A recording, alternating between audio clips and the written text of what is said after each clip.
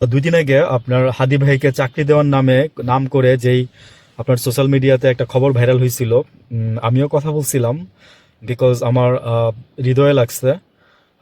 আমি হাদি ভাইয়ের জন্য কথা বলছি, মন থেকে ভালোবাসছি ওনাকে, তাই কথা বলছি। ভালো কথা বলছে তাই ভালো লাগছে, তাই ভালো কথা বলছি। কিন্তু যখন হাদি ভাইয়ের বিষয়টা শুনছিলাম তখন খুবই এক্সাইটেড হয়ে গেছিলাম। আমি দুইটা ভিডিওতে ওনার সম্পর্কে বলছি। তো উনি, আমার কোনো কিছুই, কারোরই দোষ নাই এখানে। তো আমি কালকে ওনার 19 মিনিটের না 29 মিনিটের টোটাল বক্তব্যটাই শুনছি, আমি ওনার নিজের মুখের বক্তব্য।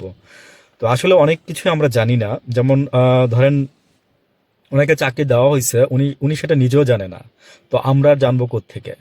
তো এবং এগুলো কোথায় আপনার সরকারি রাষ্ট্রীয় আপনার বলতে পারেন যে প্রজ্ঞাপন জারি না করলেও রাষ্ট্রীয়ভাবে তারা ফেসবুক থেকে, মানে পেজ থেকে তারা জানাচ্ছে এরকম কিছু। তো এগুলো আসলে ঠিক না। মানে আপনি আমাকে চাকরি দিবেন, আপনি আমার সাথে আলোচনা করবেন না।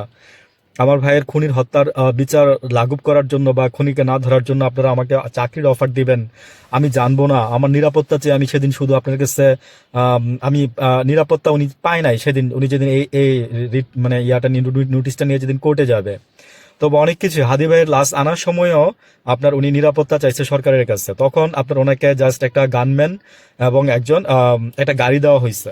তো ঠিক আছে, তো সরকারের এতটুকু জাস্ট নিরাপত্তা। হ্যাঁ, তা আসলে গাফলতিগুলো আমরা বুঝতেছি, কিন্তু আমরা একদিন সবকিছু, একদিন প্রকৃতি একদিন আপনাদের বিচার করে দিবে। আমি শুধু এইটুকুই বলবো।